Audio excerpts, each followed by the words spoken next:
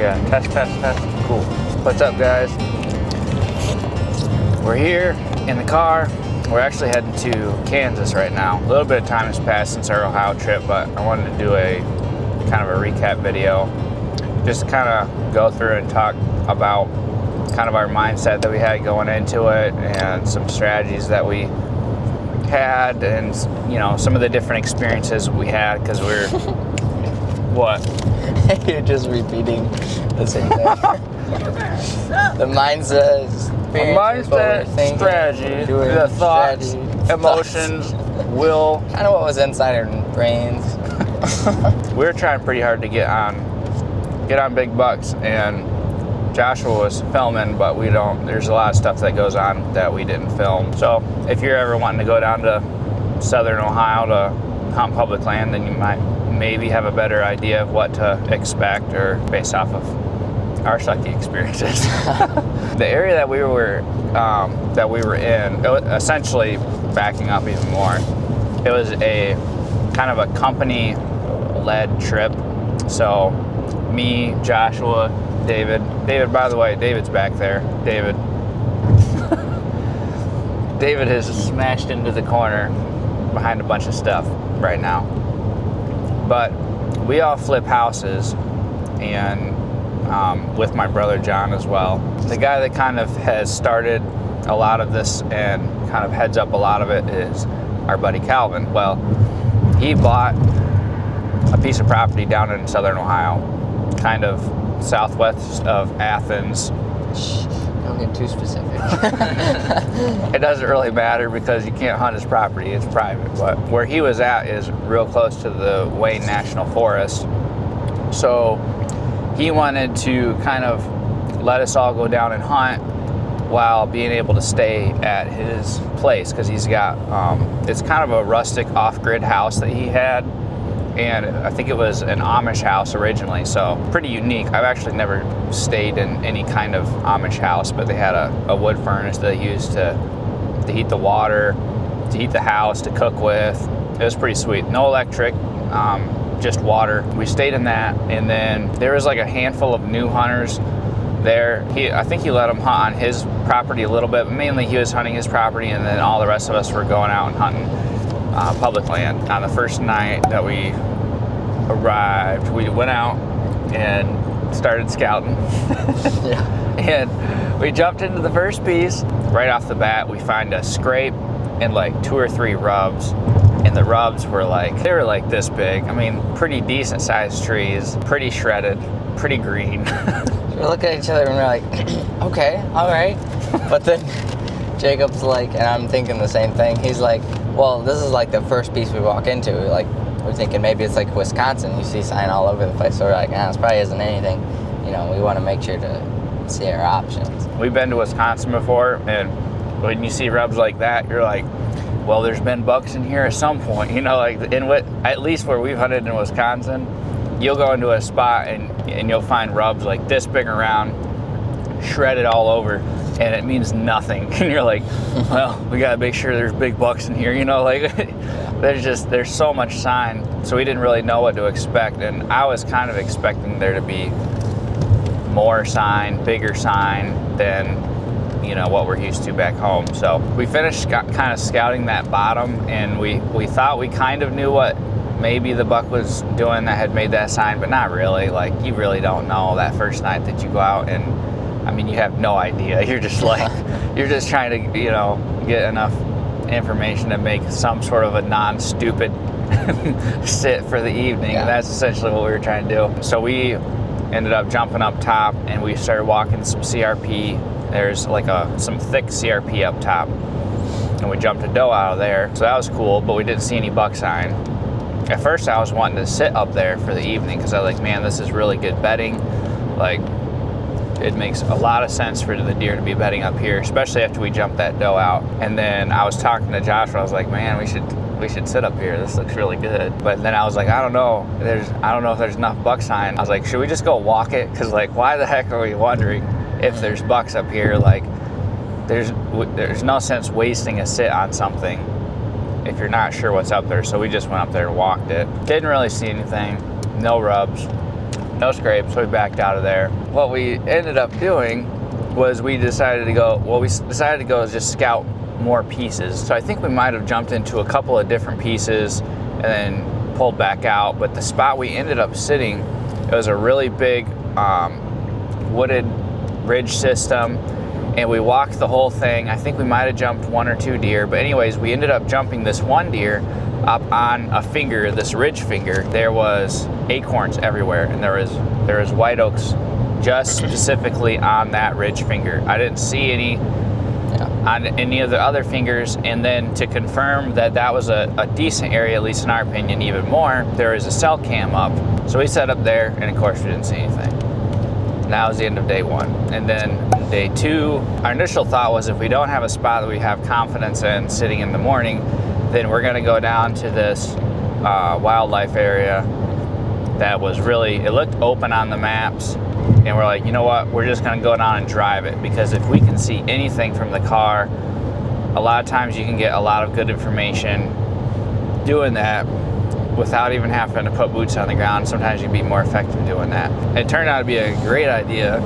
Yeah. So we came in there really early, and it wasn't our fault, because all the other doofuses woke up like crazy early. They all have these ideas of like, oh, we're gonna get in real deep and lug these tree stands in, and they're like, we're gonna get up at like 5 o'clock, and I don't think it gets light till like 7:30 or something like that. Yep. We woke up with them, and then we just drove into the spot, and it was kind of funny because we were driving it at night, and our whole thought was, you know, like we have all this time to burn, you know, probably a good solid hour. Why don't we just drive the road and maybe deer jump out in front of us, and we can get an idea of like, oh, there might be deer crossing there, which actually worked. We had like 4 or 5 deer jump out, I think 2 bucks maybe total before it got light out. That got us pretty hopeful. We drove past one field right at first light, and it was a private field, but it bordered up to some public, and there was deer all out in it.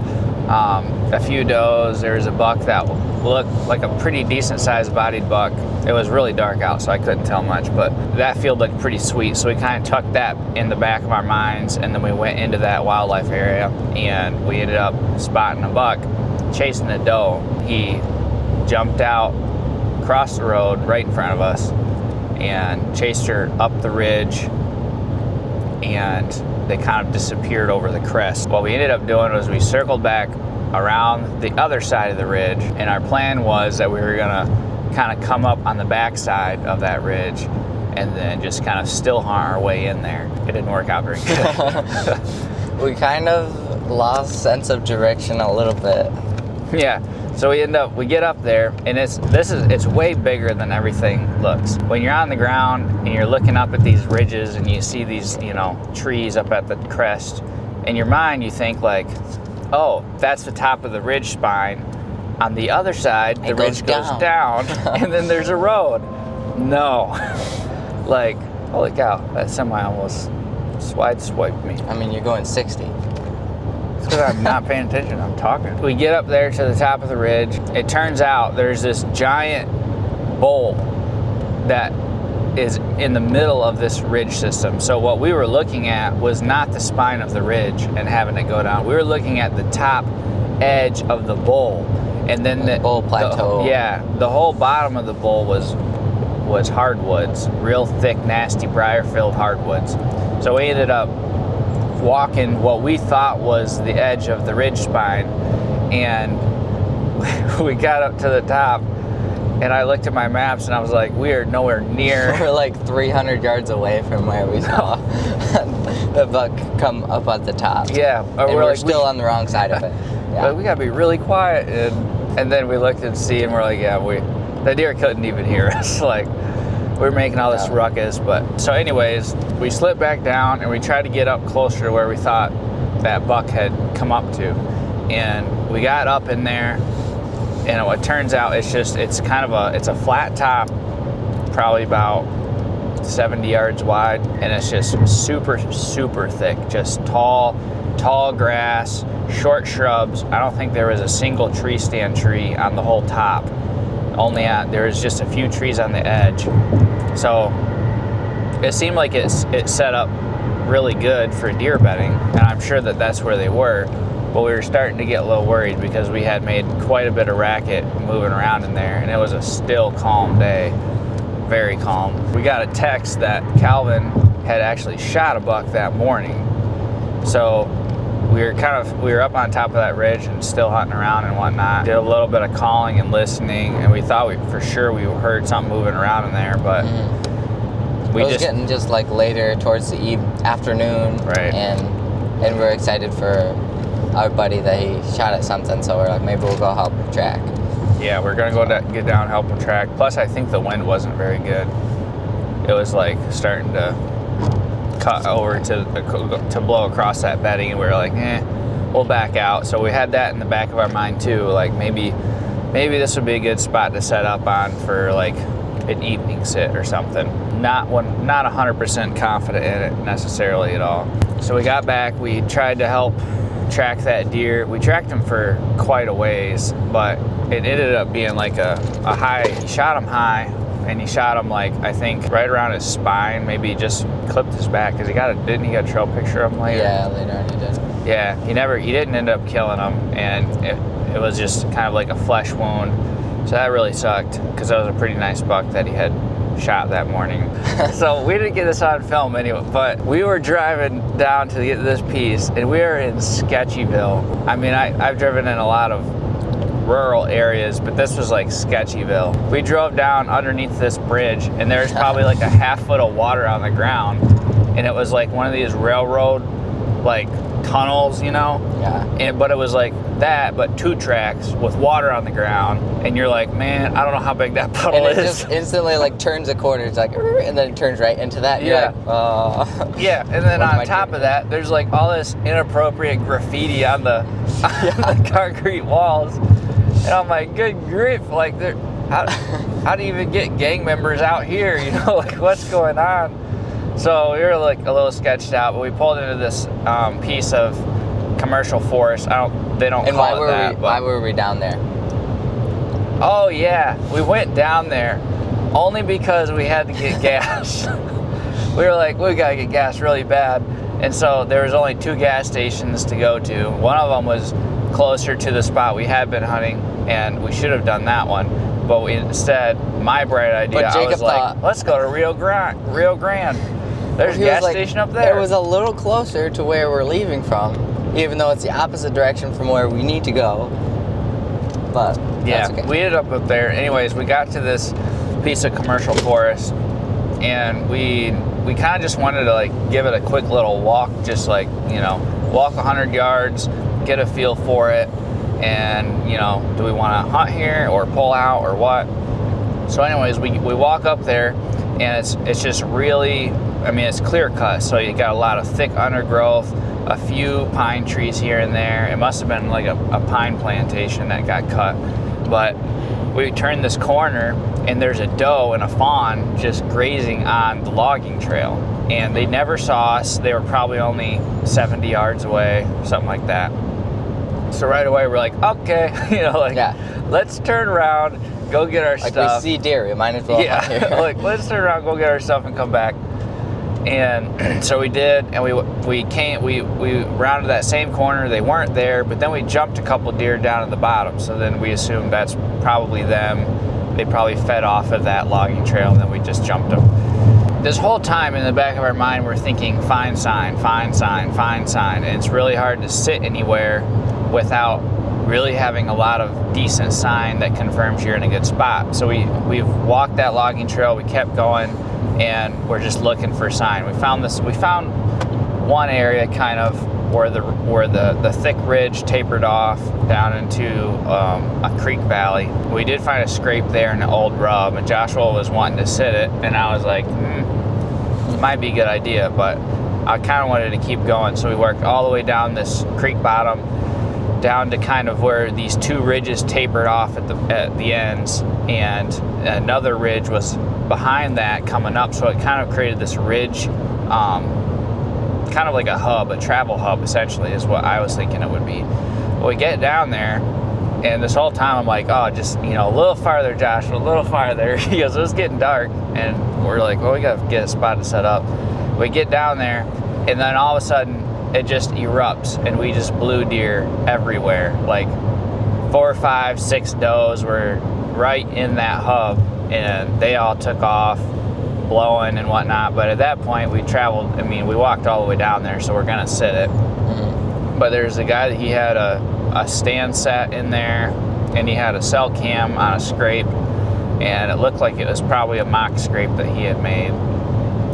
But anyways, we sat that, and we didn't see nothing at all, which is pretty disappointing because this is the second sit we've sat literally over somebody's cellular camera, which you would think can't be that bad of a strategy, you know, like we're not finding sign, so what's a better idea than find somebody else's good idea and, you know, hunt over that essentially. But and I mean, any hunting spot you go into, you don't just find a deer every single night, but we're on a tight schedule, and the deer should know that. They should be popping up everywhere.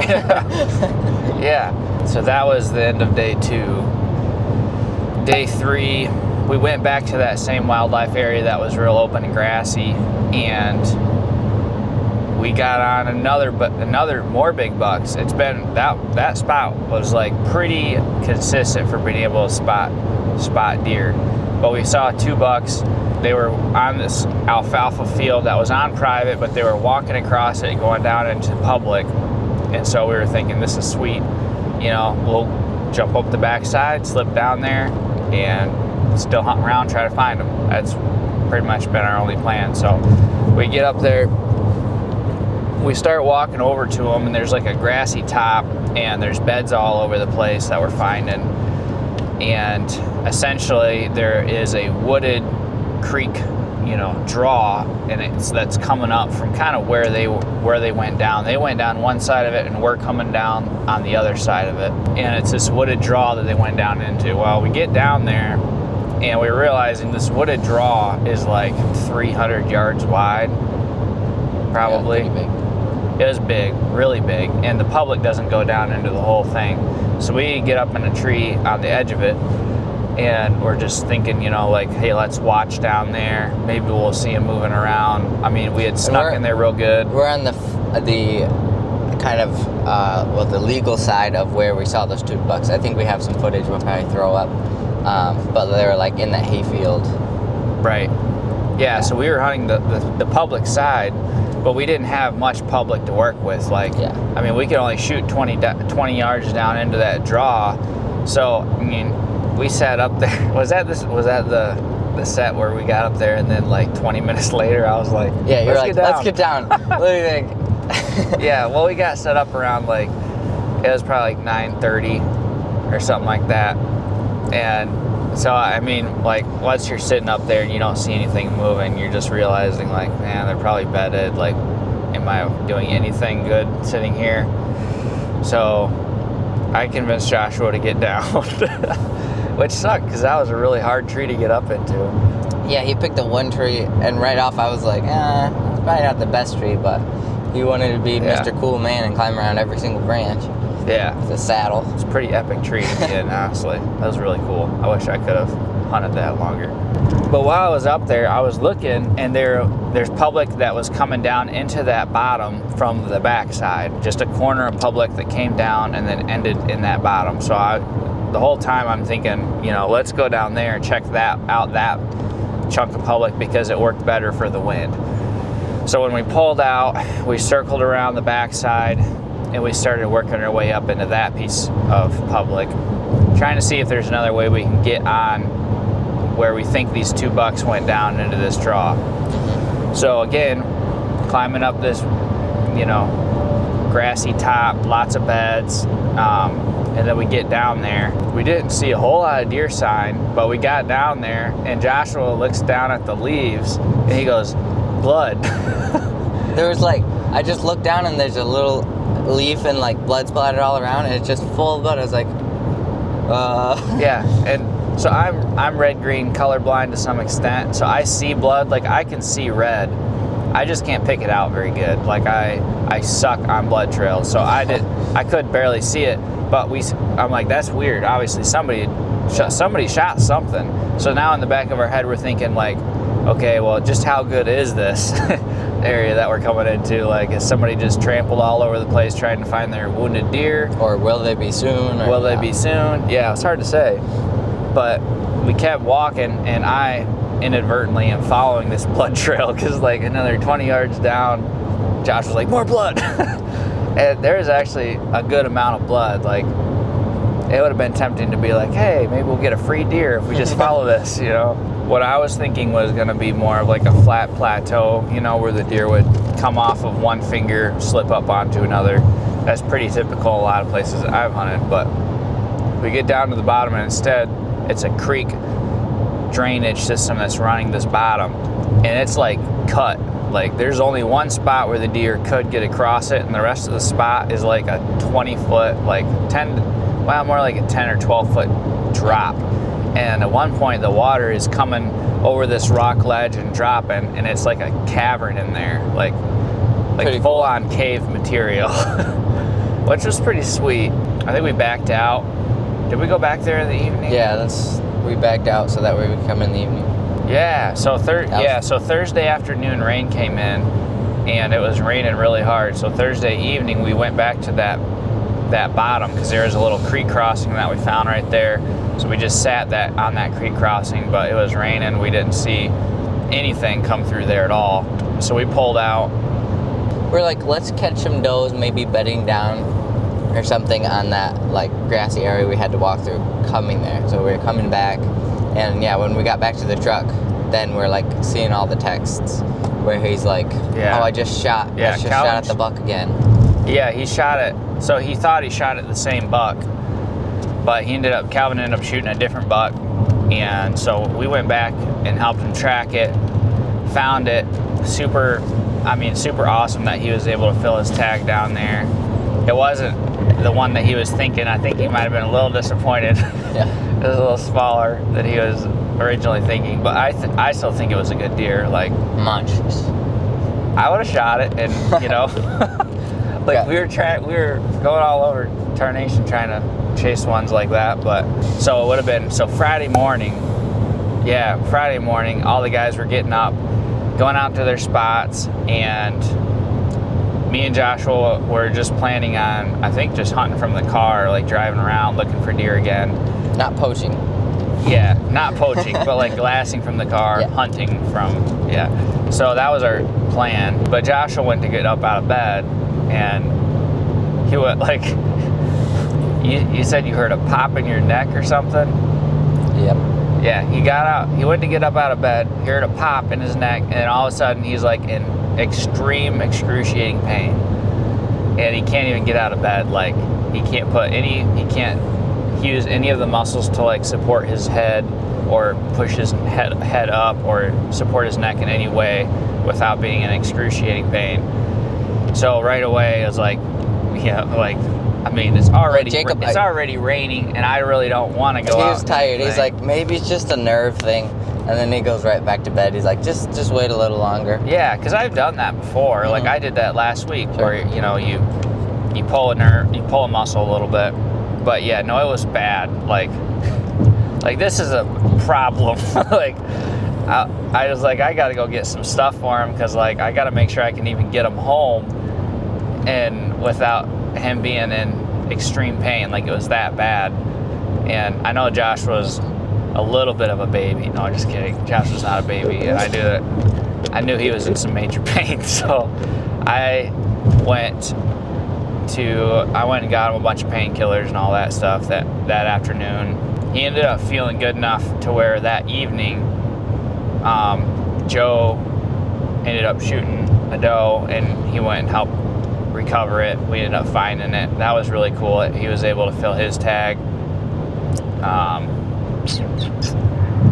That was Friday evening. That pretty much wrapped up the hunt for us. I did go out. That evening, yeah. I went out. I went hunting Friday evening. I went out and sat down by the driveway on Calvin's property, because he let us hunt down there. And I jumped a little 8-point that was sitting off the driveway, which was pretty wild, but I never saw anything worth shooting at all. I just saw a doe or two, and they weren't within range. So pretty much put a wrap on our Ohio trip right there. We were gonna originally plan to stay through Monday, but I think what happened was Ohio, where we were at, was like a week behind what we were seeing in Michigan. So when we were down in Ohio, all of our trail cams were blowing up in Michigan with all these big bucks traveling around in daylight, chasing does, all this stuff, and we weren't seeing, I mean, we were seeing some rut activity in Ohio, but it wasn't like on fire or anything like that. We ended up going home on Saturday. I think David has to go to the bathroom. Is that what you're saying, David? You have to go to the bathroom? You gotta go potty? Oh, you're pulling my hat. Tapping your head when David said you were a big baby. Oh. I'm not a baby about lots of things, but when you're sitting there and actually contemplating, like, I wonder what the life of a paralytic would be like. Like, literally, I'm thinking about that because, like, I can't even get up to go to the bathroom. Like, I can't even sit up. Yeah, it was really, really bad. Yeah. Like, I was worried about him. Like, are we gonna have to go to the emergency room? I was pretty dang worried, but I got him, like, bought him, like, my whole life savings worth of medical supplies. Like, I went into CVS and I got him a neck brace. I was on the phone with my wife because she's a nurse, so she was telling me how to rotate out Tylenol and ibuprofen and get him hot and cold cycling on his neck. So I got him like everything I could think of, and it ended up getting the pain down to where he could, you know, get up, walk around, stuff like that. But that was a pretty bummer way to end a trip, not something that you ever want, especially when he's going and filming me out of the goodness of his heart. Not getting paid anything, and he gets a snapped neck in return. But it actually turned out okay. So if you all are ever on a trip and you really injure your neck, just get on lots of painkillers, and then you have free time. Everyone's gone. I got out. I made my way to outside, just enjoyed the beautiful weather, did some devotions, and then I could like see where the guy who shot the doe, where he was hunting.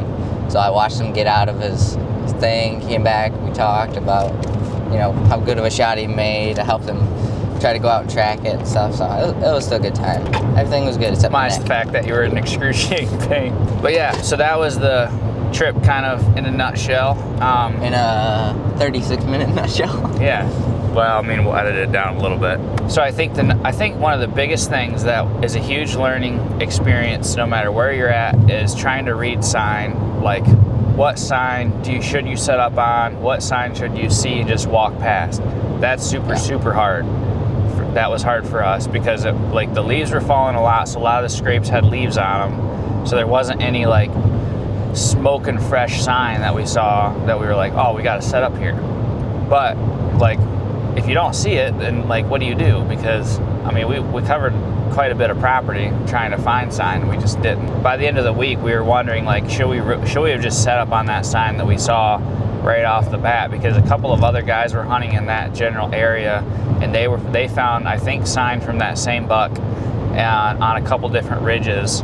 So like by the end of the week, I started dropping some pins on Onyx, and I was realizing this buck is living in here and he's working this area, but still, I have no idea, you know, like where's he bedding, where's he coming from, where's he going. All I know is that he's leaving sign in this area. That was a struggle because it's such big terrain. It's not like there's any ag really that they were going to or coming from, so you couldn't hunt like any kind of field setups where you got inside corners or edges or stuff that the deer follow. There wasn't like any of that. The only thing that the deer would regularly use was like terrain. You know, if you've got cuts and ridges, they'll follow that. You know, obviously they work the easier to walk spot, but even then, the terrain's so big that, you know, a cut or a saddle, you know, is still a huge area. And the deer density was, I think, low enough to where you could sit a good quality terrain funnel and you might not see anything for 1 or 2 days, and then you might have a big buck come through. Like, I just feel like it's that. Yeah. It's one of those kind of areas. But you got any thoughts? I mean, we weren't very successful, so it's hard I mean, essentially, this is how you kill a big buck. If you want to kill a big buck, just don't do what we did. But no, it's kind of hard because I want to make a video at some point talking about like creating hunts that give you high odds of success, because there's a lot of different things that factor into your odds of success. Like where you're hunting, what the deer numbers are like, how many big bucks per square mile are there in that area, like how many other guys are hunting that area, what's the time of year that you're hunting that area in. Like, I think that you only have so much time, and so you either gotta have one thing or the other. Like, you gotta have all the odds stacked in your favor as much as possible so that you can go in on a short time frame and you can be successful. Or you have to go into a spot that's harder to hunt, but you got a lot more time to figure it out. And that's what we didn't have. It was a whole lot of time.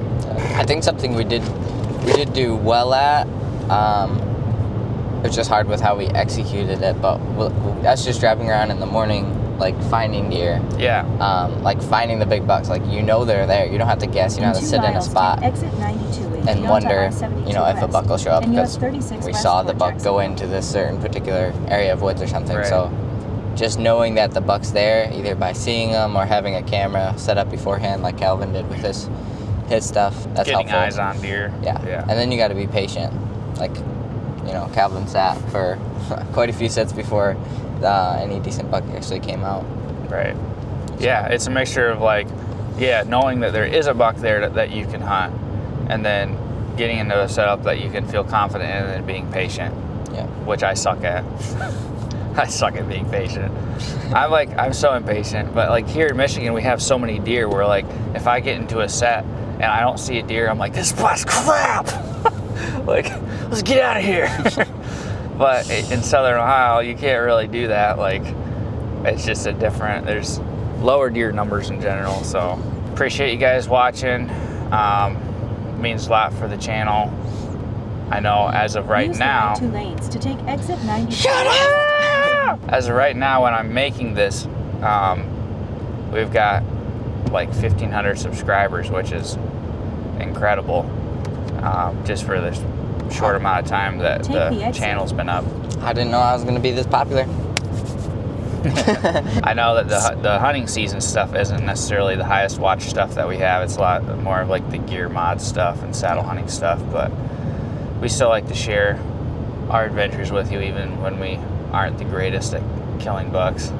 We try. But yeah, we got some more Michigan content that's going to be going live pretty soon. Me and David, we've been busting our butts trying to get on a Big 10 point that has been behind my parents' house, and he's a big cornfield hog, so you'll see how that goes, and clearly you'll be watching Kansas footage because that's where we're heading right now. So appreciate the support. Let me know in the comments if you've got any thoughts, or if you've hunted Southern Ohio and you have experiences or tips that would help us when we go back, or other people if anybody else is thinking about watching. And catch you guys in the next one.